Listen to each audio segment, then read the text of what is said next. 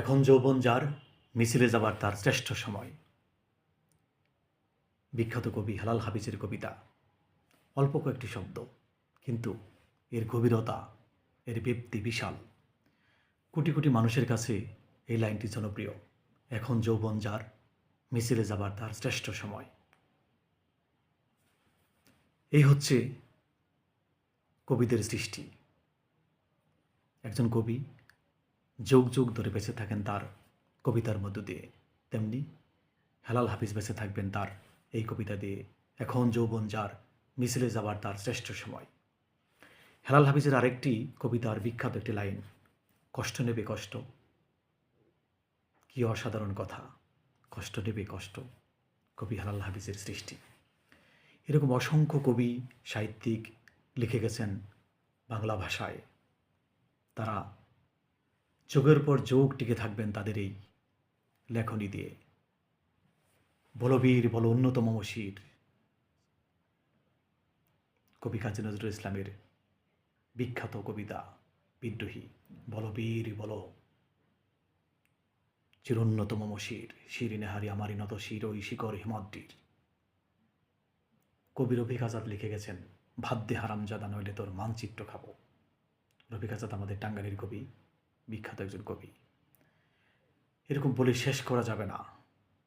কবি রুদ্র মোহাম্মদ শহীদুল্লাহ লিখে গেছেন, বাতাসে লাশের গন্ধ। আজও আমি বাতাসে লাশের গন্ধ পাই। এদেশ কি ভুলে গেছে সেই দুঃস্বপ্নের রাত। আমার খুব প্রিয় একজন কবি, কবি রুদ্র মোহাম্মদ শহীদুল্লাহ। কবি জীবনানন্দ দাশ আমার কত যে প্রিয় কবি তিনি, তা বলে আমি শেষ করতে পারবো না। কবি জীবনানন্দ দাশের অসংখ্য কবিতা মানুষের কাছে গিয়েছে। আজও তার মৃত্যুর এত বছর পরও তার কবিতা দিন দিন জনপ্রিয়তা পাচ্ছে। তার একটি বিখ্যাত কবিতা বনলতা সেন, হাজার বছর ধরে আমি পথ হাঁটিতেছি পৃথিবীর পথে, সিংহল সমুদ্র থেকে মালয় সাগরে।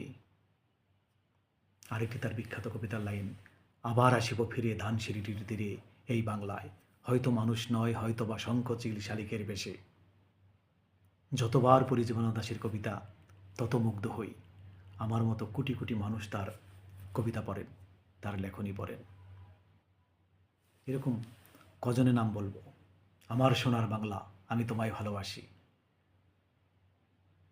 বিখ্যাত একজন বিশ্বকবি, বাংলা ভাষায় যিনি প্রথম নোবেল পুরস্কার পেয়েছেন, রবীন্দ্রনাথ ঠাকুরের কবিতা এখন আমাদের জাতীয় সঙ্গীত, আমার সোনার বাংলা, আমি তোমায় ভালোবাসি।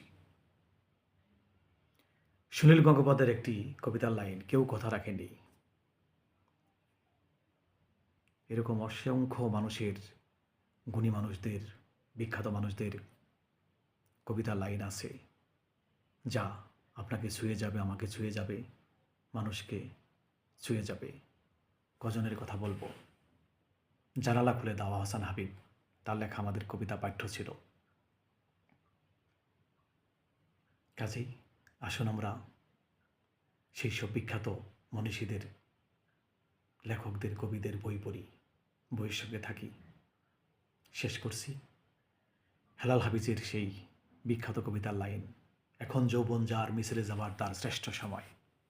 সবাইকে শুভেচ্ছা।